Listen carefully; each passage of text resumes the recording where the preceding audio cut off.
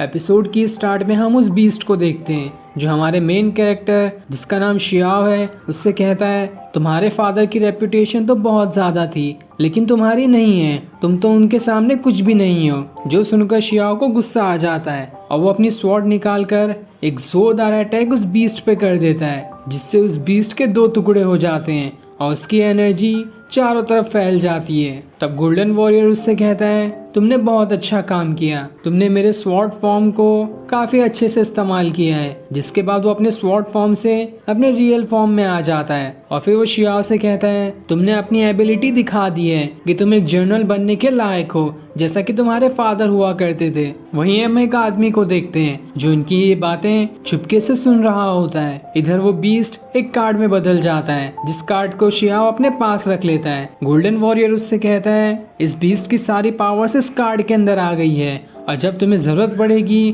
तुम इस कार्ड को अनलॉक कर सकते हो, जिसके अनलॉक होते ही ये बीस्ट बाहर आ जाएगा। और इस तरह के बीस्ट को वेलियांग कहते हैं। शियाओ उससे पूछता है ये वेलियांग क्या होता है। तब गोल्डन वॉरियर उससे बताता है अलग अलग डायमेंशन में अलग अलग क्रिएचर्स रहते हैं और उन सभी की एनर्जी को एक कार्ड के अंदर डाल दिया जाता है और उसी कार्ड को वेलियांग कहते हैं। उन सभी के कार्ड्स अलग अलग लेवल के हिसाब से होते हैं और इन सब में 5 तरह के लेवल होते हैं। हर लेवल पर अलग अलग पावरफुल कार्ड्स को रखा जाता है और तुम्हारी दुनिया में कुछ ही ऐसे लोग हैं जिनके पास पावर्स है कि वो कार्ड को अनलॉक करके उसके अंदर के बीस्ट या फिर जो भी उस कार्ड के अंदर होगा उसे समन करके बाहर निकाल सकता है। इसी तरह से मैं भी एक कार्ड के अंदर था लेकिन तुम्हारे फादर ने अपनी पावर से समन करके मुझे उस कार्ड के बाहर निकाला। जो जानकर शियाओ हैरान हो जाता है कि मेरे फादर तो सच में महान थे। लेकिन वो उससे पूछता है कि अभी मेरे फादर कहाँ पर हैं। पर वो गोल्डन वॉरियर उससे कहता है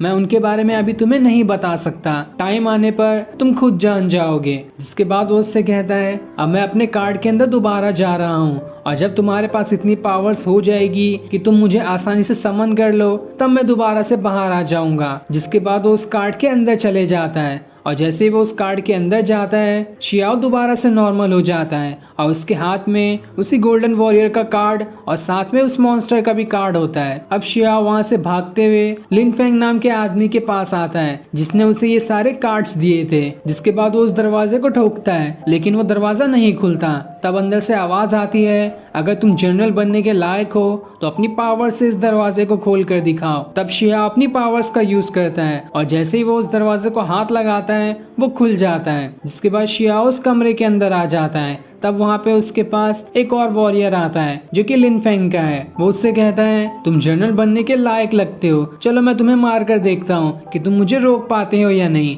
जिसके बाद वो उसे एक पंच मारने वाला होता है लेकिन शियाओ डर के मारे उससे बच जाता है। तब वहाँ पर लिनफेंग आता है जो उस वॉरियर से कहता है शियाओ को परेशान मत करो। तब शियाओ उससे पूछता है ये कार्ड्स तुमने मुझे दिए थे, इसका मतलब ये है कि तुम मेरे फादर को जानते थे, बताओ मुझे कि वो अभी कहाँ पर हैं, मैं सारी चीजें जानना चाहता हूँ। तब लिनफेंग उसे कुर्सी पर बिठाता है और उसे सारी चीजें बताता है कि आखिर ये डायमेंशन कार्ड्स ये सब क्या है। वो सबसे पहले बताता है इस दुनिया में अलग अलग लेवल हैं और उन सभी को डायमेंशन कहा गया है। First dimension, second dimension, third dimension और फोर्थ डायमेंशन। फोर्थ डायमेंशन एक ऐसा वर्ल्ड है जहाँ पर इंसान नहीं रहते हैं, वहाँ पर अलग अलग स्पिरिचुअल मॉन्स्टर्स और वॉरियर्स रहते हैं। तुम्हारे फादर और मेरा यही काम था कि हम अलग अलग डायमेंशन के अंदर जाए और वहाँ की जो भी वर्ल्ड्स हैं उनके अंदर के मॉन्स्टर और वॉरियर्स को एक कार्ड में बदल दें और उस कार्ड का इस्तेमाल दुनिया भर में जिसके पास भी उस कार्ड को अनलॉक करने की पावर्स होगी वो करेगा और उस कार्ड का इस्तेमाल करते हुए उस कार्ड के अंदर के वॉरियर को निकाल कर डीमन से लड़ेगा। इस तरह से तुम्हारे फादर और मैंने कई सारे अलग अलग वर्ल्ड्स में ट्रैवल किया है और वहाँ के कई सारे डीमंस और वॉरियर्स को कार्ड में बदल दिया है, जिस कार्ड को मैंने तुम्हें भी दिया ताकि जब तुम्हारी पावर्स एक्टिवेट होने लगेगी तुम अपने फादर की तरह उन कार्ड्स को अनलॉक कर सको। जिसके अनलॉक होते ही उस कार्ड के अंदर जो भी होगा वो तुम्हारी मदद करने के लिए तुम्हारे पास आ जाएगा। जिसके बाद वो उसे एक 4th डायमेंशन वाले अलग वर्ल्ड को दिखाने ले जाता है, इसलिए वो सबसे पहले वहां पर एक पोर्टल बना देता है। जिसके बाद वो उसके अंदर चले जाता है और उसके जाने के बाद वो वॉरियर भी उसके अंदर चले जाता है। लेकिन शियाओ को डर लग रहा होता है कि आखिर उसके अंदर कैसी जगह होगी। लेकिन फिर भी वो हिम्मत करके उस पोर्टल के अंदर चले जाता है और उनके जाते ही वो पोर्टल बंद हो जाता है। अब शियाओ और बाकी सभी एक अलग ही दुनिया में आ जाते हैं जो कि काफी खतरनाक और रेगिस्तान जैसी दिखाई दे रही थी। और इस दुनिया में एक खतरनाक बीस्ट रहता है। शियाओ और बाकी सभी का यही काम होगा